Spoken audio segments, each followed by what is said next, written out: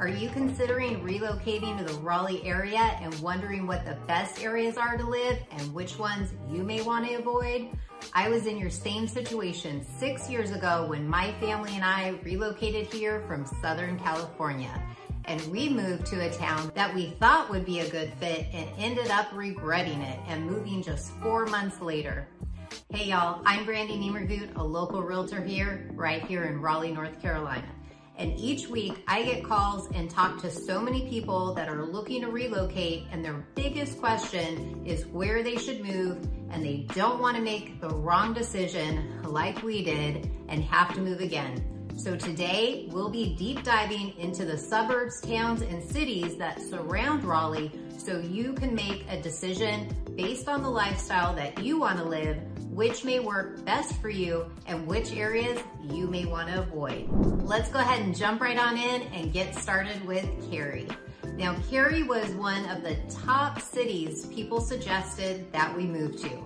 Now, one thing that you'll notice about Cary is there is a lot of transplants from other states and even the world, especially New York and California. When we asked some locals what they liked about Cary, everyone seems to love to let you know what Cary actually stands for by many locals, which is Centralized Area for Relocating Yankees, which, considering my husband is a Yankee, he was okay with it, but was like, well, is that a good thing or a bad thing, according to the locals?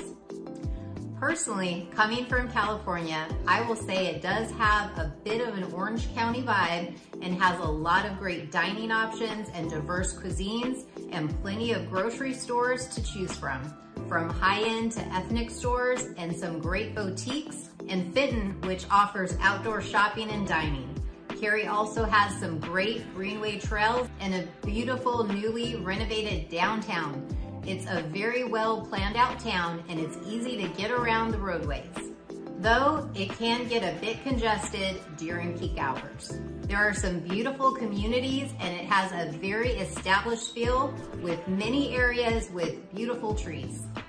Because Cary was built up in the early decades in the 60s and 70s versus a lot of the other surrounding suburbs, many newcomers comment about it having an older feel to it. But in saying that, you can find some newer homes as well, and now that most of the land has been developed, you will even find some neighborhoods where people will actually buy an older home, flatline it, and build a multi-million-dollar home. Cary is one of the biggest suburbs of Raleigh with around 185,000 residents.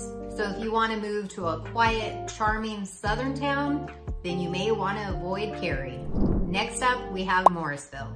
If you love airplanes and going on trips, but you don't want to see and or hear them over your home and while you're driving around town, then you may want to avoid Morrisville. Morrisville is going to be the city where the Raleigh Durham International Airport is located. Now, there are parts of Morrisville that aren't quite as apparent with the airplane noise as others. There's also an air traffic noise map that can help you decipher which areas are more affected with aircraft noise versus others. So you definitely want to do your research and visit the area before you decide to make a home purchase. When it comes to houses, you will find many are on smaller lots, and there's also a lot of townhome living in Morrisville. But if you need to travel for work or to be close to the Research Triangle Park and you don't mind living in a townhome or smaller lot size communities, then Morrisville may be a viable option. Next, let's talk about Apex. Apex is another top suburb of Raleigh. Apex has a great downtown and is another one of my top favorites. It's definitely a hoppin' downtown and has some really great shops, boutiques, coffee shops, and restaurants. I love Scratch Kitchen and Tap Room. They have some amazing mac and cheese. And Common Grounds Coffee is a great place for coffee and pastries, and they have unique and colorful fun clocks all along their wall, from cats and cows and rainbows and even mermaids to cars. It's just a lot of fun clocks. Apex also has some great parks like Apex Community and the newest Pleasant Park, which is a 92-acre park with a jaw-dropping playground that has an impressive climbing structure and a giant 35-foot tall slide. And there's also an enchanted forest that has 9 exclusive play villages for kids of multiple ages and abilities. Apex has some great communities, and if you're looking for townhomes, you'll also find a lot of communities, including new build townhomes. One of the downsides of this is many that are being built are next to busy streets. So if you are looking for a quiet, tucked away community, that might not work. Apex also has a newer field in Cary as people started pushing out towards Apex when Cary got so expensive. But now, Apex is pretty close to the price point to Cary. And Apex has just over 76,000 residents, so it's still a little under half the size of Cary. Some of the downsides to Apex are gonna be the congested roadways, especially during peak hours. The 64 can get backed up, and it can be a bit difficult to make left turns. Depending where you are, the train noise could also be annoying, and some parts of Apex are within a 10-mile radius of the Sharon-Harris nuclear plant, which is located in New Hill, which may be enough for some to want to avoid Apex. Next, we have Holly Springs. Some people love Holly Springs, while others want to turn the other way and run. Holly Springs has a newer feel, which many love. However, you won't find a lot of mature trees and landscapes like some of the more established communities in the Triangle area. A lot of it was farmland prior to the housing developments, and you can drive around and see a lot of farmland being worked. Holly Springs has their old downtown, which is small but mighty, and has some great restaurants, shops, and a cute boutique. Our favorite is Osha. I love their sushi nati roll. It is so good, and they make some really fun drinks. You'll want to make reservations ahead of time, as it's usually packed, as it's not a very big place. There's also the newer shopping area that has about everything that you can possibly imagine and want, including restaurants, a movie theater, and all of that was built when we were here within the last 6 years or so. So since we initially moved to the Raleigh area. Holly Springs does have some great parks. There's Ting Park, which has an 1,800-seat stadium for baseball and other sports. Holly Springs has some great outdoor parks like Bass Lake Park and Sub Farm Park. And the community gets together throughout the year to celebrate with games, music, festivals, and more. Housing prices have really soared in the last few years here, and surprisingly, prices have risen right up there with Cary and Apex. With just over 50,000 residents, Holly Springs continues to see growth with continued new construction developments, and the completion of the I-540 will better connect Holly Springs to the rest of the Triangle, as the 55 bypass can get pretty congested during peak hours. And that's one thing you'll notice I've said about the other suburbs as well, and a common running theme throughout much of the Triangle as we continue to grow at around 74 people per day coming to the area. One of the downsides to living in Holly Springs for some communities is the South Wake landfill. If you live in one of the communities close to this landfill, you may actually just smell it. Now, on a good note, in 2020, the county said they would spend $13 million over the next decade to address the stinky situation. Just make sure if you're considering Holly Springs, you do these smell tests yourself and see if you're within the radius of that landfill. Personally, I've stood at homes and taken a deep breath and smelled absolutely nothing, while other people with me said they could absolutely smell it. And just like parts of Apex, one of the downsides to Holly Springs is the proximity to the Sharon-Harris nuclear plant, which in some areas of the town, you can see the rising smokestack. Now, there's a lot of people living in Holly Springs that, of course, are not bothered at all by this, but if these things happen to worry you, then you may want to just avoid living in Holly Springs. Next, we have Fuqua Varina. Now, when I first moved here, one, I couldn't even pronounce the name. We'd say Fuqua, and two, not many people live there. It was known as super rural living and being inexpensive, which I did like that part, but it did seem so far removed from the rest of the triangle.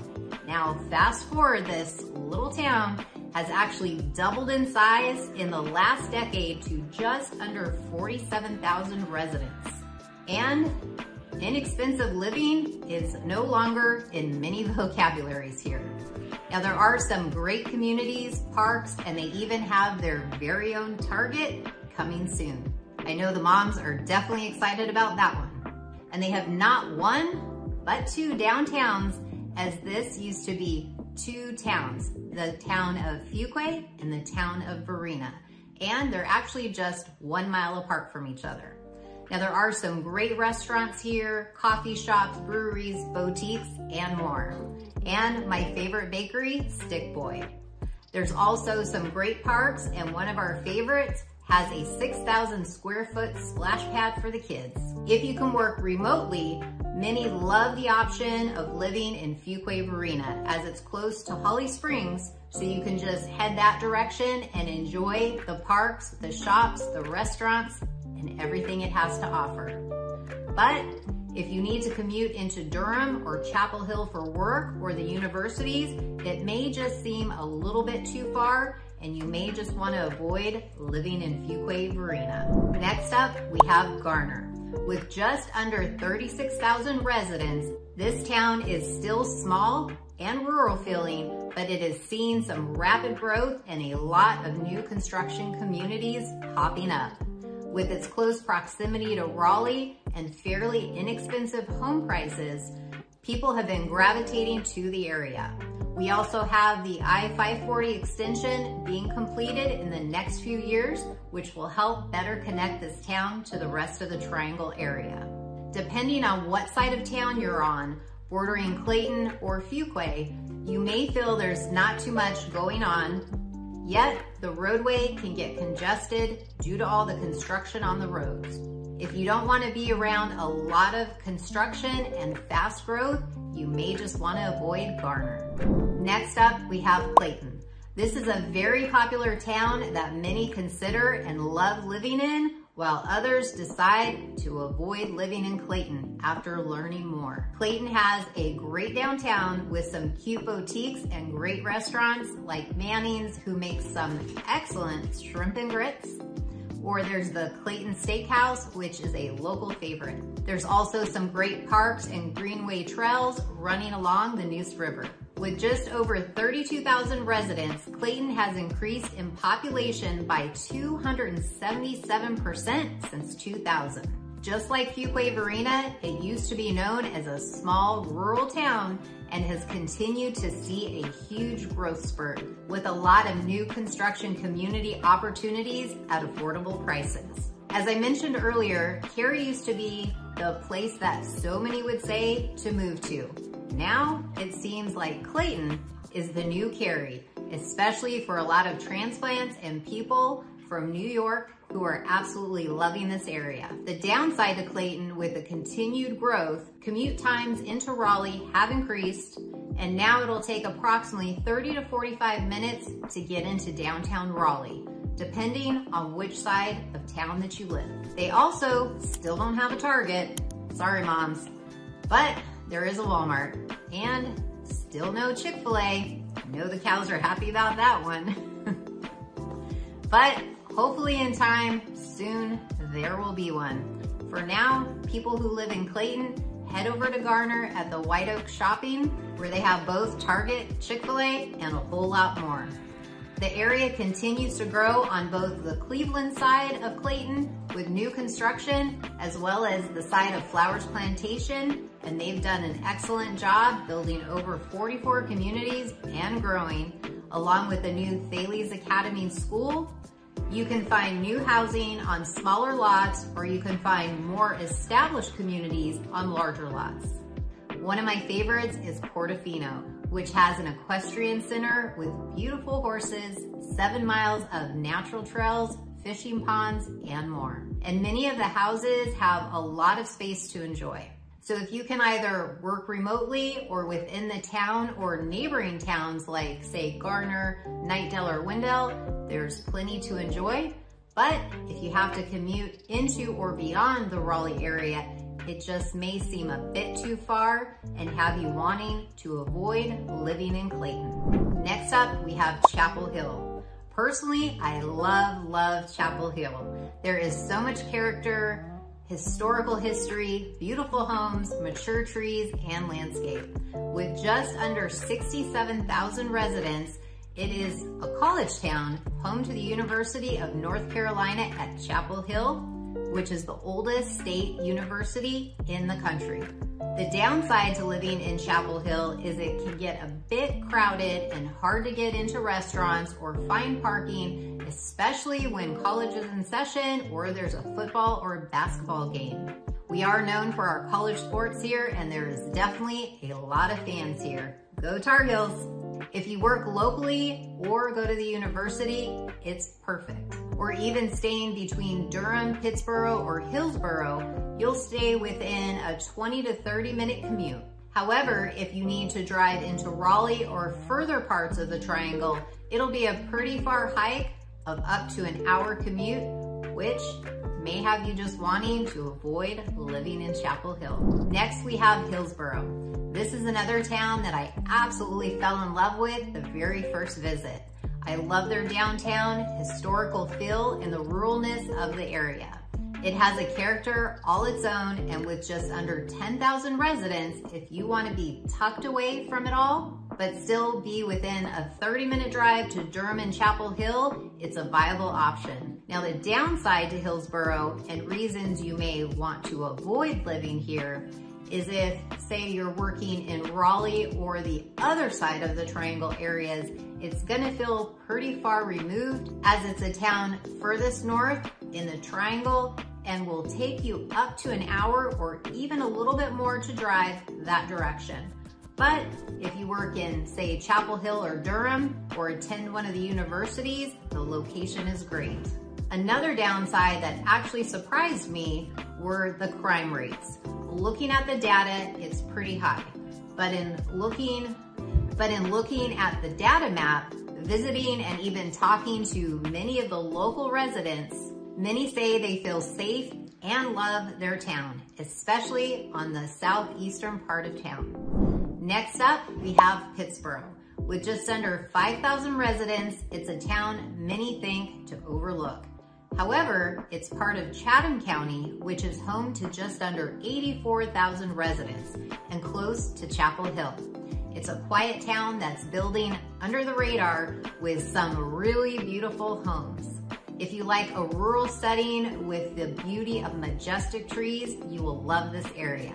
It feels tucked away, yet it's still close to so much you won't feel like you're on a deserted island. There are some beautiful communities, a surprisingly small but hoppin' downtown with a cool vibe. It feels like a cross between old historic meets new. Now, if you need to work in Raleigh or the eastern side of the Triangle, then Pittsboro will seem too far away. It's the furthest to the west of the Raleigh Triangle area, and you may want to avoid living here in Pittsboro. But just like Hillsboro, if you work in Chapel Hill or Durham, or attend the university in either city, it may be a good fit. Next up, we have Durham. With just under 300,000 residents, Durham is the fourth largest city in the Raleigh Triangle area. If you're looking for a quiet southern area, then you just may want to avoid living here. Durham has gone through a revitalization and spent millions and millions of dollars on development projects. It has a lot of character and has a cool artsy vibe.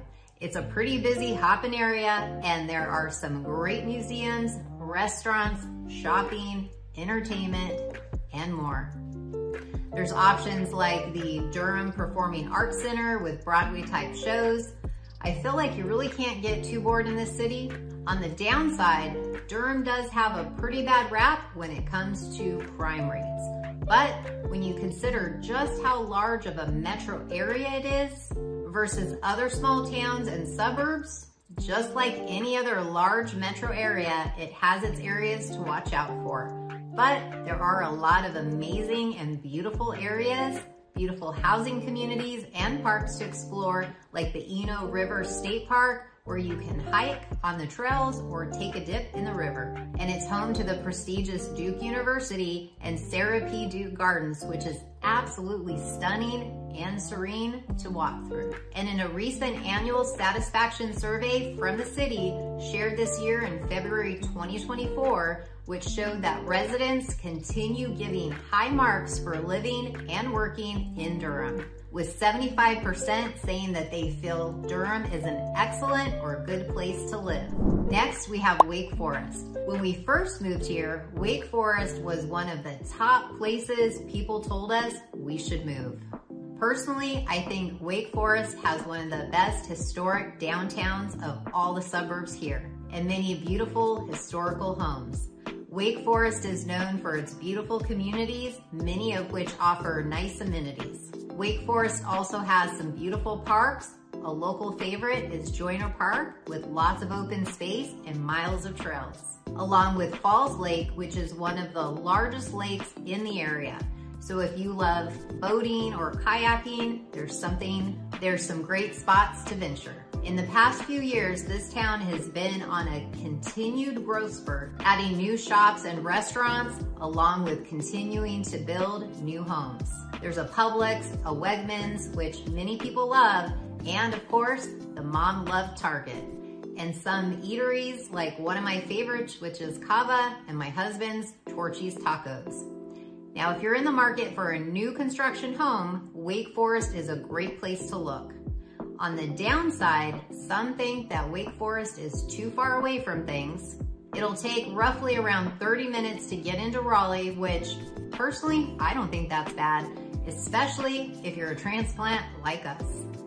However, during peak hours, it does get congested off US 1 where Capitol Boulevard is, and that road has some questionable drivers.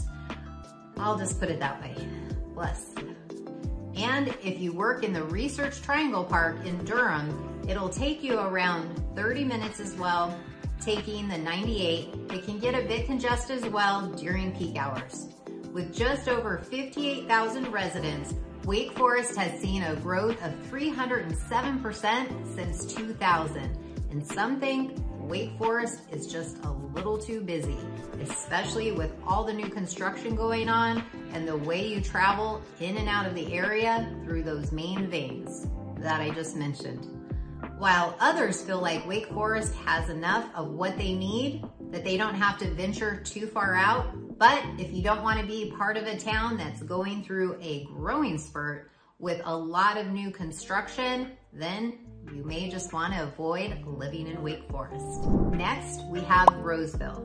If you're looking for a town with Southern charm and a lot of character, I'd say you'll probably want to avoid Roseville.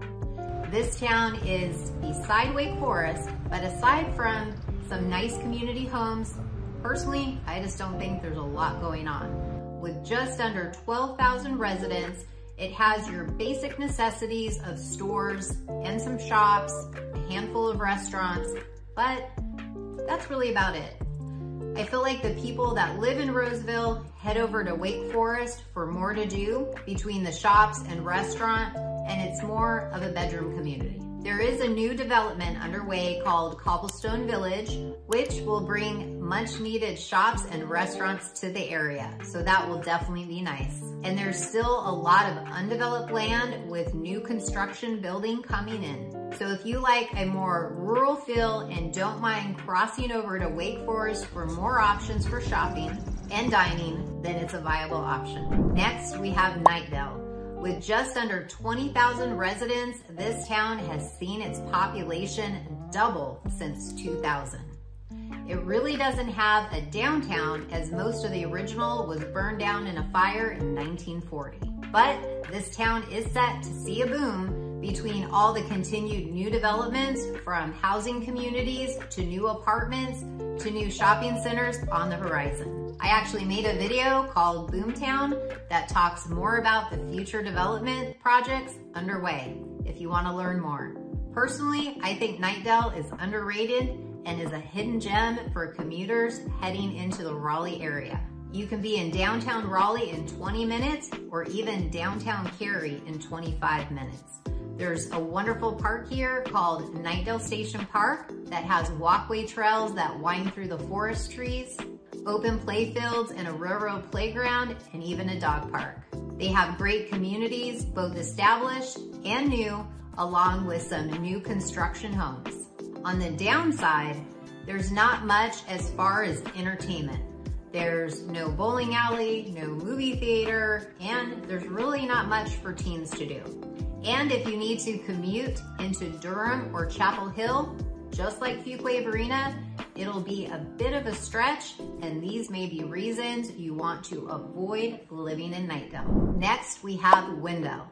With just under 15,000 residents, this town is continuing to grow, and we are seeing a lot of new construction communities popping up along with Wendell Falls and the Tree Light shopping area that is continuing to build out shops, restaurants, grocery stores, and more. There's the new Publix, a fire station, hospitals, schools.